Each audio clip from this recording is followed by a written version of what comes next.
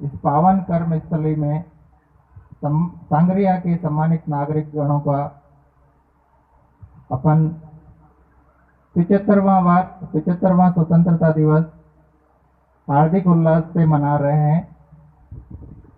इस अवसर पर मैं सभी लोगों का, सभी अतिथियों का, इस प्रांगण पर मौजूद हमारे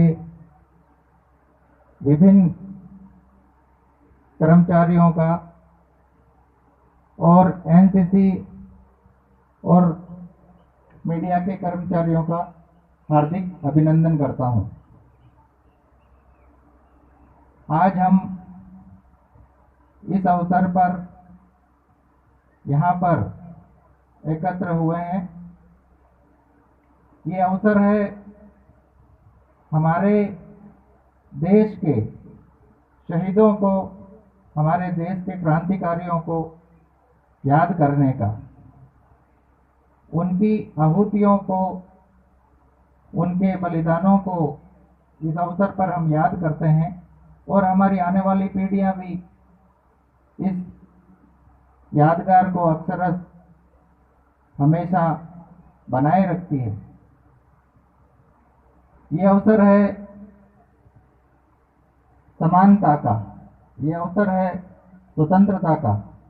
इस अवसर पर हम सभी देशवासी हमारे क्रांतिकारियों को याद करते हैं।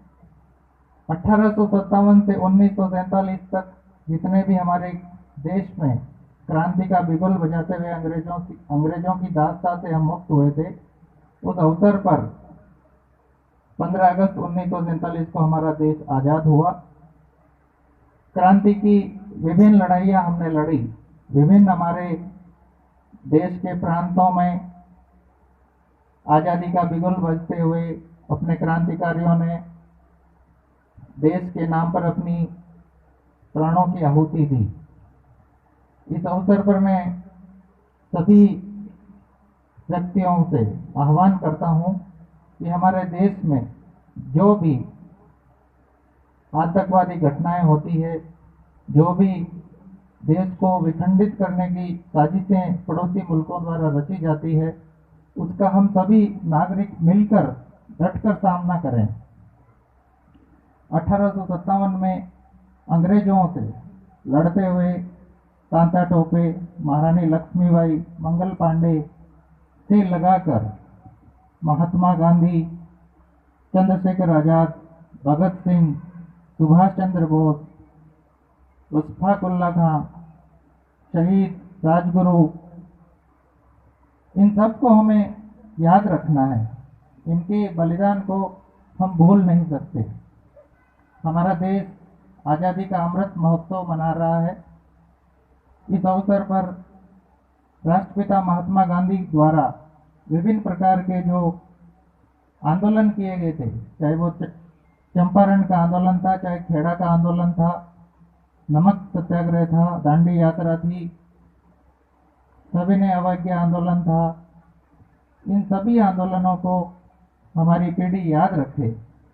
किस तरह से गांधी जी ने और हमारे पूरे क्रांतिकारियों ने देश की आज़ादी में भाग लिया और बढ़ चढ़कर हिस्सा लिया।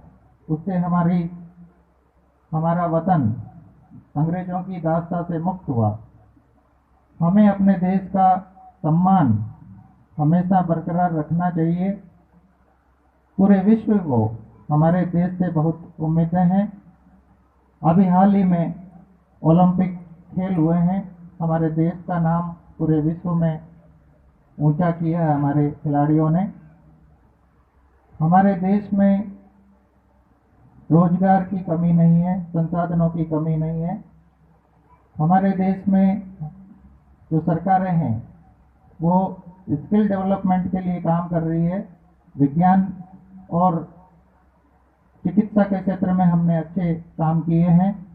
हाल ही में कोविड महामारी में हमारे देश में, भीषण महामारी के दौर में भी वैक्सीनेशन से हमारा देश जो है उभरा है।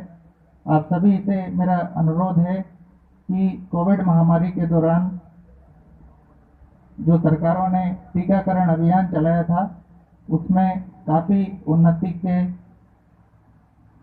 प्रयास किए गए हैं। आप सभी से अनुरोध है कि टीकाकरण जब भी आप आसपास आपके टीकाकरण की व्यवस्था हो, आप टीकाकरण अवश्य लगाएं। कोविड के जो प्रोटोकॉल हैं उनका अच्छी तरीके से पालन करें। हमारे समाज में जो भी दीन दुखी बेसहारा लोग हैं उनकी आप मदद करें। पर्यावरण के क्षेत्र में अधिक से अधिक वृक्षारोपण करें और अपने आसपास के वातावरण को स्वच्छ बनाए रखें। धन्यवाद।